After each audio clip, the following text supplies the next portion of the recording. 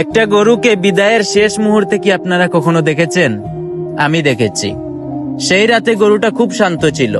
অন্য রাতের মতো চিৎকার করেনি, তেমন একটা দড়ি টানাটানি করেনি। শুধু ধীরে ধীরে অল্প একটু খাবার খেয়েছিল আর অল্প একটু পানি।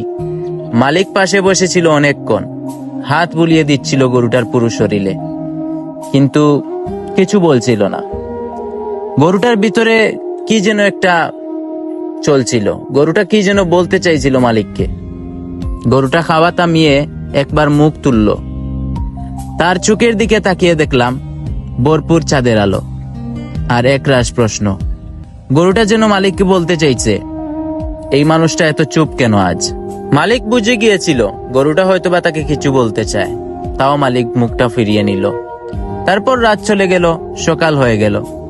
গরুটার দড়ি খোলা হলো, গরুটাকে ট্রাকে তোলা হলো।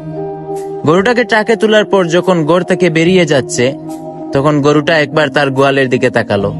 তাকিয়ে দেখতে পেয়েছে তার জায়গাটা এখনো খালি।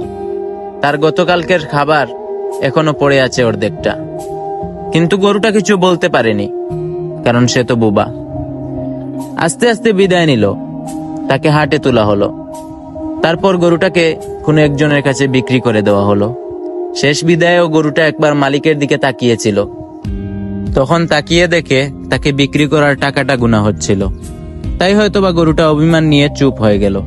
আর এটাই ছিল গরুটার শেষ বিদায়।